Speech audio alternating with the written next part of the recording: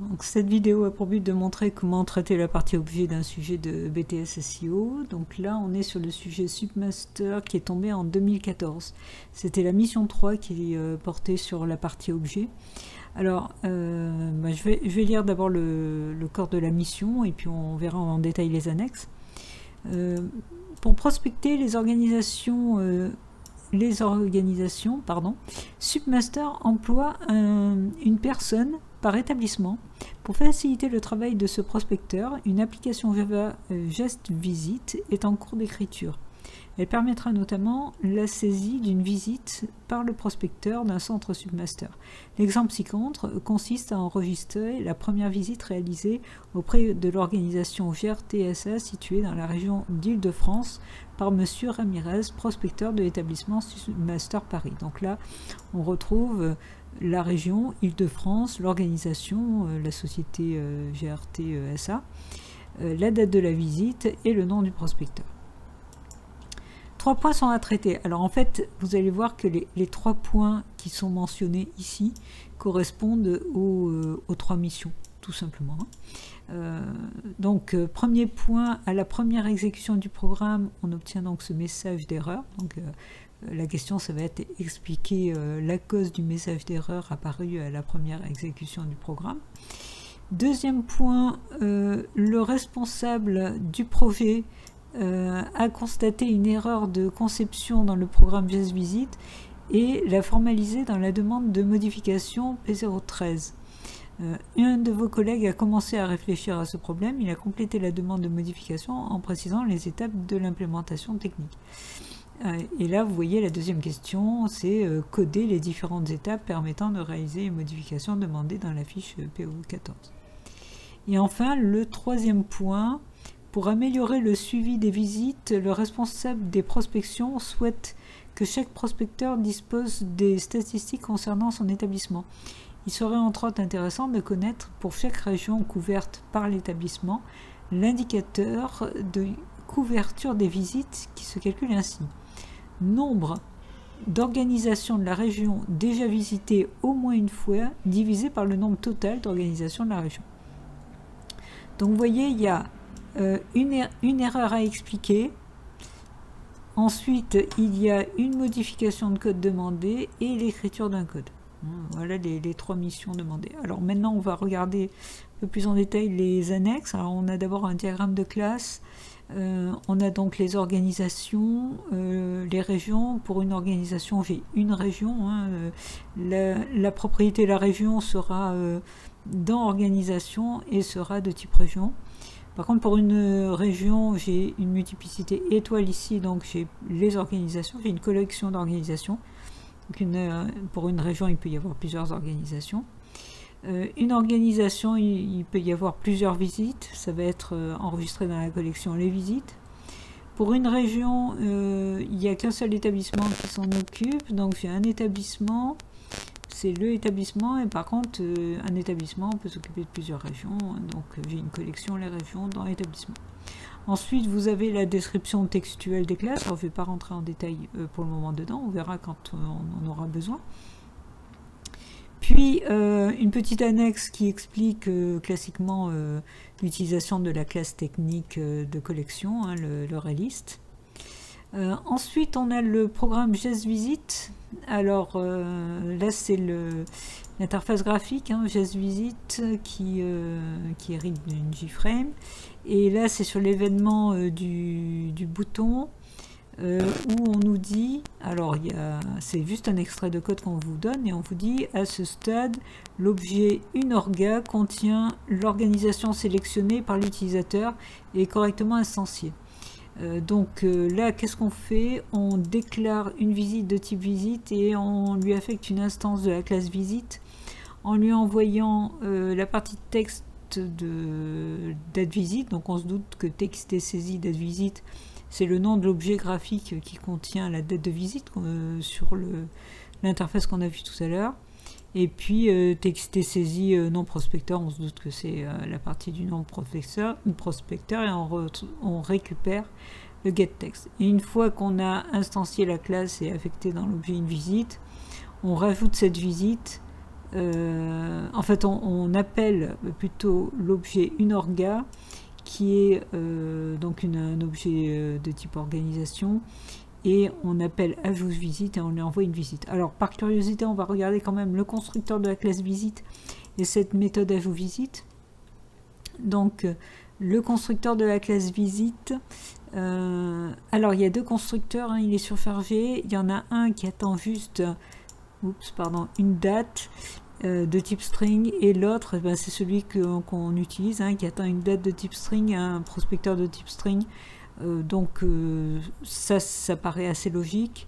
Et puis dans organisation, on a bien la méthode ajout visite qui attend effectivement un paramètre de type visite et qui va faire un add sur la collection les visites. Donc le code là, on le comprend bien, hein. À partir du moment où on a saisi des informations dans l'interface, on va ajouter cette nouvelle visite, on va créer cette visite et l'ajouter dans l'organisation concernée. Quoi d'autre? On a enfin, la dernière annexe, c'est la fameuse demande de modification dont on parlait dans le sujet, où on vous dit fonctionnalité concernée, saisie des visites réalisées par les prospecteurs, description, la saisie du nom du prospecteur dans la fenêtre du programme Guest Visit pourrait induire des incohérences avec l'attribut prospecteur de la classe établissement. La solution consiste à ne demander que la saisie de la date dans l'interface de saisie. Du coup, ça veut dire que effectivement, on ne va plus avoir, hein, apparemment, à récupérer, à saisir le prospecteur, et donc à ce niveau-là, à l'utiliser, hein, dans le constructeur. On va voir ça plus en détail. Alors, qu'est-ce qu'on nous dit ensuite pour l'implémentation technique? On nous dit, premièrement, modification du formulaire de saisie d'une visite, saisie de la date seule. C'est ce qu'on vient de voir, hein, juste au-dessus. La visite sera instanciée avec le constructeur paramétrique qui instancie la visite uniquement avec la date. Et réécriture de la méthode ajout visite. Oui, parce qu'on recevait une visite qu'on ajoutait directement, de la classe organisation. Bon, ok, alors tout ça, on va le détailler au moment voulu, hein, c'est pas la peine de trop rentrer dans le détail maintenant. On va revenir, on a fait le tour des annexes, on va revenir au sujet et revenir à la première question, qui consiste à expliquer la cause du message d'erreur apparu à la première exécution. Alors regardons ce message d'erreur. C'est un message d'erreur ultra classique en Java, hein, le nul pointeur exception. On nous dit où se trouve l'erreur. Ça se trouve dans code source organisation, ajout visite, organisation.java 2.1, donc la ligne 1. Donc dans ajout visite de organisation. Alors allons voir ajout visite de organisation. La ligne 1, c'est les visites.add la visite. Donc quand on a affaire à un nul pointeur exception, c'est qu'on a affaire à un objet qui est à nul et qu'on utilise comme s'il n'était pas à nul. Ici, il n'y a que deux objets. Il y a les visites et il y a la visite. La visite, qu'il soit à nul ou non, on s'en moque, parce qu'on ne l'exploite pas, c'est-à-dire on ne fait que le transférer quelque part. On ne met pas un point quelque chose derrière. Hein. Quand on vous dit nul pointeur exception, c'est que vous êtes en train d'utiliser un objet, et vous avez mis un point, et donc vous essayez d'appeler quelque chose dans cet objet comme s'il existait, alors qu'il est à nul. Donc il n'y a que les visites qui posent problème. Donc le message d'erreur signifie que les visites est à nul.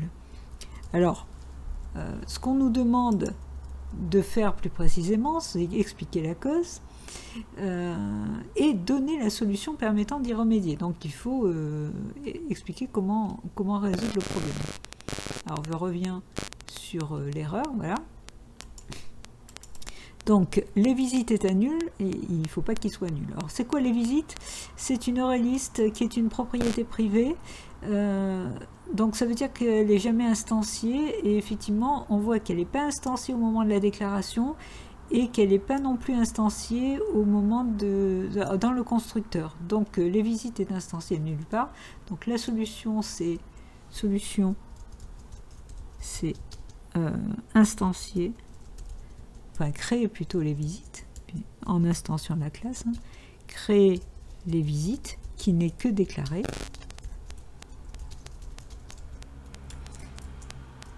Déclaré, donc soit au niveau des propriétés, hein, puisqu'on peut le faire directement au niveau des propriétés, soit dans le constructeur. Par exemple, alors si on le fait dans le constructeur, ça serait du genre, voilà, je vais donner le constructeur avec les bonnes informations dedans. Donc dans le constructeur, ben, il suffit de rajouter donc 10, alors point les visites. Alors le 10 n'est pas obligatoire, hein, puisqu'il n'y a pas d'ambiguïté sur le nom. Hein. Si vous mettez juste les visites, l'ordinateur saura qu'il est question de la propriété. Et là, il suffit de faire un new array list de visites. J'ai mal écrit, visite. Et voilà. Donc là, alors comment je sais que c'est array list? Bah parce qu'on m'a donné une annexe, hein, qui nous donne le nom de la classe. Hein. C'est array list. Et on nous montre même comment on instancie une classe de type array list. Voilà. Donc là, j'ai corrigé le problème, il ne sera plus à nul et il n'y aura pas de souci. Alors c'est une erreur très classique, donc a priori, ce n'était pas une question très difficile. Ensuite, question de coder les différentes étapes permettant de réaliser la modification demandée dans la fiche PO14. Alors, on en revient à la fiche.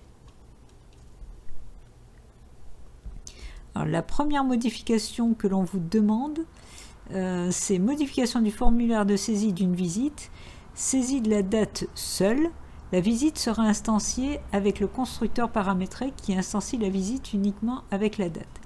Donc ça veut dire quoi? Ça veut dire que dans notre programme ici, on ne va plus utiliser le constructeur qui attend 2 paramètres, hein, puisqu'on ne va plus saisir prospecteur. Alors, on l'avait vu tout à l'heure, dans la classe visite, on a 2 constructeurs. On a un constructeur visite qui attend 2 paramètres et un constructeur qui en attend qu'un. C'est bien le second constructeur qui nous intéresse. Et ensuite, je vais appeler aussi ajout de visite, mais par contre, et je vais lui envoyer effectivement une visite. Donc ça a priori, il n'y a pas de raison que ça change. Donc si je reprends ce code-là, ouais, enfin je vais reprendre tout le code, mais c'est pas... Voilà. Donc la première étape, c'était modifier dans ce code. Tout ce qu'on a à modifier, c'est tout simplement qu'il faut appeler le deuxième constructeur qui n'attend que la date de visite. Voilà, c'était tout ce qu'il fallait faire sur cette question-là. Ensuite, réécriture de la méthode ajout de visite de la classe organisation avec la récupération du nom du prospecteur grâce à l'attribut prospecteur de la classe établissement et mise à jour de l'attribut prospecteur de l'objet visite, puis ajout de visite à la collection. Alors en fait, on vous donne finalement la démarche à suivre. Donc on vous demande de réécrire ajout visite. Alors allons voir ajout visite. Voilà, il est là. Hein. Donc je récupère la méthode. Donc là, on est dans la classe, classe organisation. Donc, la méthode ajout visite. Pour le moment, elle se contente d'ajouter une visite, mais le problème, c'est que notre visite, il y a, puisqu'on a appelé le constructeur qui ne met à jour que la date, ça veut dire que le prospecteur n'est pas mis à jour. Or, on a un setter ici, hein, qui permet de mettre à jour le prospecteur. Si dans ajout visite, je me contente de faire les visites.add la liste, je vais ajouter, enfin la liste, la visite, pardon, je vais ajouter une visite dont le prospecteur va rester à nul, ne sera pas mis à jour. D'où le fait qu'on a forcément des choses à faire avant l'ajout. Alors justement, c'est ce qu'on nous explique là. On nous dit, Donc avec la récupération du nom du prospecteur, mais où est-ce qu'on le récupère? Grâce à l'attribut prospecteur de la classe établissement. Alors, l'attribut prospecteur de la classe établissement. Alors on est en ce moment dans quelle classe? Je me resitue, on est dans la classe organisation. Et à partir de la classe organisation, par le diagramme de classe, vous le verrez mieux, on vous dit que le prospecteur, on peut le récupérer dans l'établissement. Effectivement, là, on retrouve un string prospecteur et un get prospecteur. Or, je suis dans organisation. Pour arriver jusque-là, eh bien, il faut d'abord que je récupère la région, et à partir d'une région, je peux récupérer le établissement. Et là, je pourrais obtenir le prospecteur. Donc, je vais dans une variable, parce que le prospecteur, ça va être un string, donc dans une variable string, que je vais appeler nom prospecteur. Il faut que je récupère le nom du prospecteur alors que je suis dans organisation. Donc je suis dans organisation, j'ai dit qu'il fallait que je passe par la région. Donc je vais utiliser la région. À partir de là, j'accède à la classe région, à la partie publique. Dans la partie publique, je dois obtenir, alors il faut que je le trouve, le getter sur l'établissement. Ah ben il est là, voilà. Alors n'oubliez pas, hein, vous ne pouvez pas faire point directement le établissement, hein, parce que c'est privé. Donc il faut passer par le getter d'établissement. Voilà. Donc une fois que j'ai ce getter, ça me retourne un objet de type établissement. Et dans établissement, j'ai le getter sur prospecteur, qui me permet donc de récupérer le nom du prospecteur. Voilà, donc là maintenant j'ai le nom du prospecteur et on vous dit dans les explications, donc la récupération, avec la récupération du nom du prospecteur grâce à l'attribut prospecteur de la classe établissement, c'est ce qu'on vient de faire, mis à jour de l'attribut prospecteur de l'objet visite. Alors j'ai mon objet visite que j'ai reçu en paramètre et je dois, grâce à ce nom, mettre à jour justement le prospecteur dans l'objet visite. Et ça, comment je le fais? Eh bien, si je vais dans la classe visite, je m'aperçois que j'en avais parlé tout à l'heure, que j'ai un setter sur prospecteur qui me permet donc de mettre à jour le prospecteur dans la classe visite. Donc, il suffit que sur l'objet PLAVisite, j'appelle le set prospecteur.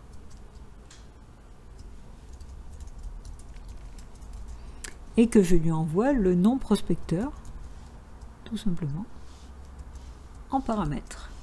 Voilà. Donc là, une fois que j'ai fait ça, mon objet PLAVisite est correctement valorisé. Hein. Je veux dire par là, il a bien une date de visite. Hein. La propriété date visite a été valorisée par l'appel du constructeur et je viens de valoriser la propriété prospecteur. Du coup, je peux finaliser hein, en ajoutant la visite dans les visites. J'ai répondu donc à la deuxième question. Il reste la troisième. Alors, la troisième était un petit peu plus complexe parce qu'on ne vous dit pas précisément où vous devez l'écrire, etc. On vous dit coder une solution permettant de calculer l'indicateur de couverture des visites d'une région. Et on ne vous dit pas où le faire. Alors c'est vrai que ça peut être déstabilisant. Alors prenons le temps de lire ce qui est demandé et vous verrez qu'après ce n'est pas si compliqué que ça. Mais bon, alors pour améliorer le suivi des visites, le responsable des prospections souhaite que chaque prospecteur dispose de statistiques concernant son établissement. Il serait entre autres intéressant de connaître pour chaque région la couverture par établissement. Indicateur de couverture des visites qui est calculé et on vous donne le calcul. Donc c'est une information qu'on veut pour chaque région. Donc ça paraît assez logique de rajouter une méthode dans la classe région. Donc on va préciser ajout d'une méthode dans la classe région. Et cette méthode, ben, ça va permettre de calculer ce fameux taux hein, que l'on veut, hein, le taux de visite, pour savoir le nombre de régions visitées sur le nombre d'organisations de la région, pardon, qui sont visitées au moins une fois par rapport au nombre total d'organisations. Donc on va l'appeler toVisit, donc c'est une méthode publique qui nous retourne un taux, donc un float, ou vous pourriez imaginer un taux en entier mis en pourcentage, enfin pourquoi pas, mais bon, c'est une division, ça paraît assez logique de faire un float. Donc là, toVisit, voilà. Et donc, dans cette méthode, alors maintenant, qu'est-ce qu'on fait? Eh bien, on nous dit que le calcul, c'est le nombre d'organisations de la région déjà visitées au moins une fois. Alors, il faut qu'on aille voir effectivement comment on peut savoir ça. Le nombre d'organisations déjà visitées au moins une fois. Donc, on est dans région. Voilà. Et dans région, on va avoir la collection les organisations. Donc dedans, on a toutes les organisations de la région. C'est comme ça d'ailleurs qu'on pourra savoir combien il y en a. Hein. Il suffira de faire un point size sur organisation pour avoir la taille des organisations. Par contre, les organisations qui ont déjà été visitées au moins une fois, quand on va dans la classe organisation, on s'aperçoit qu'on a les visites, justement. Alors, on n'accède pas à la partie privée. Par contre, dans le public, on a get les visites, donc on peut récupérer les visites. Et là aussi, avec un point size, on est capable de savoir si cette organisation a eu des visites. Donc, ça veut dire quoi? Ça veut dire qu'il va falloir que je parcours les organisations de la région pour chaque organisation, voir si elle a été visitée ou non, et à ce moment-là, les compter, celles qui ont été visitées. Donc ça veut dire qu'il me faut un compteur qui va compter le nombre d'organisations visitées. Donc ça va être de type int. Oh là là. Qu'est-ce que j'ai fait là? Voilà. Donc de type int, donc nb visité, que j'initialise à 0. Et à partir de là, je vais faire une boucle pour pouvoir parcourir les organisations de la région. Alors, dans le EureList, on nous montre comment on gère le for. On récupère dans un objet de la classe, de la collection, un des objets de la collection. Hein, donc une chaîne dans mes chaînes, par exemple. Donc là, je vais faire pareil, mais cette fois-ci, j'ai besoin de me balader dans les organisations, puisque je suis dans la classe région et que j'ai la collection les organisations. Donc je fais un for each, un for, et à chaque fois, je récupère une organisation que j'avais appelée une orga. Non, c'est 2 points, pardon. Et dans la collection, les organisations. Je vais y arriver. Organisation. Voilà. Donc là, j'ai ma boucle de parcours de ma collection. Et à l'intérieur, mais il suffit que je teste à chaque fois, pour chaque une organisation récupérée. Ce que je veux, c'est vérifier si s'il y a eu des visites. Or, quand j'ai un objet de type une organisation, je peux récupérer les visites avec le point get les visites.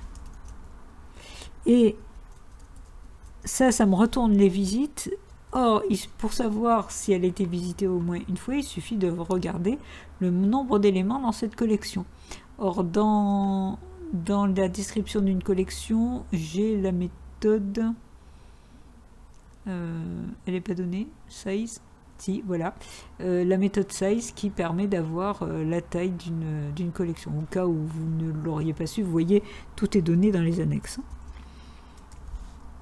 Donc là, si j'ai au moins un élément dans cette collection, ça veut dire que j'ai affaire à une organisation qui contient au moins, enfin qui a eu au moins une visite. Donc je la compte. Donc je fais NB visité, tout simplement.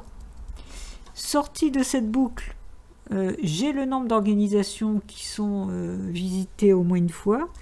Là, j'applique la formule qui était demandée, c'était le nombre d'organisations visitées au moins une fois, c'est-à-dire le NB visité.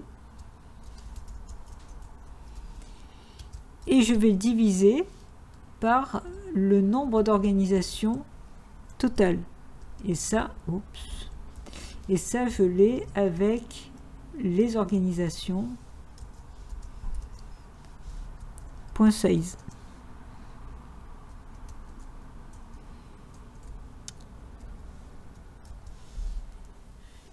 Et voilà. Donc là, j'ai appliqué la formule qui était demandée et j'ai terminé de traiter ce sujet. On a fait le tour de ce qui était demandé.